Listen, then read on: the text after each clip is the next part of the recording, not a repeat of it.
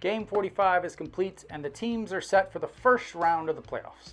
KT will hop on the bus and make the trip from Suwon up to Seoul in Jamsil Stadium, where Doosan is patiently waiting with a well-rested team that hasn't played a meaningful game in a week. Both teams did play well in September, with Doosan going 10-6 for the third best record, while KT went 10-7 for the fourth best record in the league for the month. But these two teams were far from equal in the regular season, with Doosan winning the season series 12-4. A quick note on this playoff format here in the KBO, because it can be a little confusing. This is the best of 3 series, but it's not really. Doosan will start the series with a 1-0 lead, meaning that they don't even need to win a game to advance. They just need to not lose both games, because a tie will give them the series win. Also, no team has ever advanced to the next round from the 5th position in the playoffs. Now, on to the starting pitching. KT Wiz will get the start in this must-win for KT. In 3 games against Doosan this year, he has not pitched well at all, going 1-2 with a 5.79 ERA. But how has he done in the playoffs? Because some people just pitch differently when the pressure is on. Last year, he pitched in 3 games. He went 1-1 with a 3.60 ERA. He had 2 good games where he went 6 innings and 1 big clunker where he only went 3.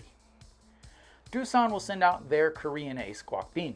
He has been what you would call fan-freaking-tastic against KT this season. In 6 games, he is 5-0 with a 1.51 ERA. KT is hitting just 175 off of him this season.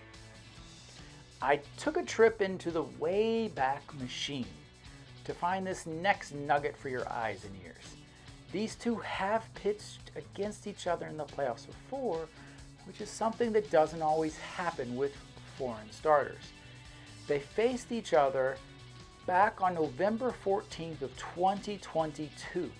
Kwak-bin pitched 5.0 innings, throwing 67 pitches and giving up 3 hits. He struck out 3 while giving up 1 unearned run. KT Wiz was even better though. He pitched 7.2 innings, throwing 100 pitches and giving up 7 hits. He struck out 8 while allowing 1 earned run and picked up the win. Now that we know about the starters, what about the other key players? First for KT, the senior citizens.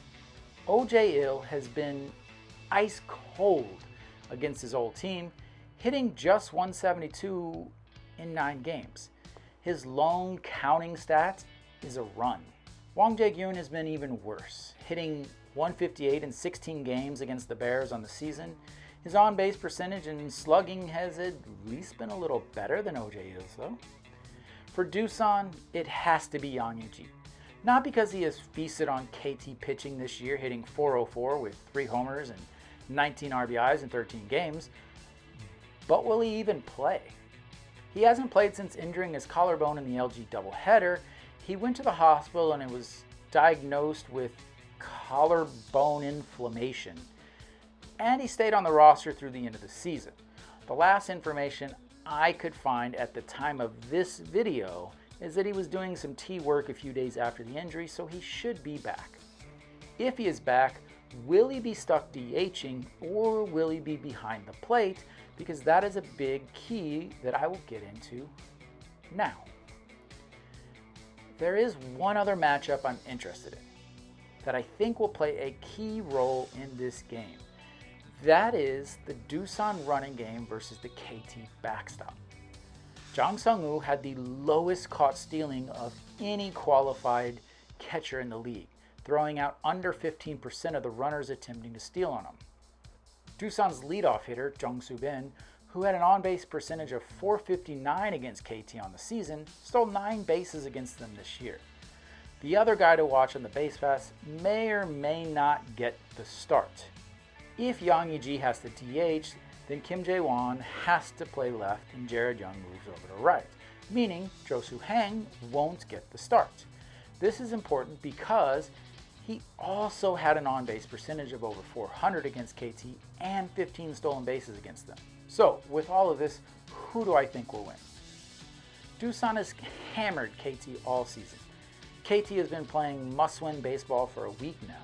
Doosan has been resting up for a week and gets to play at home. As much as I would love KT to run through and win the championship because they were my preseason pick to win it all, I have to pick Doosan.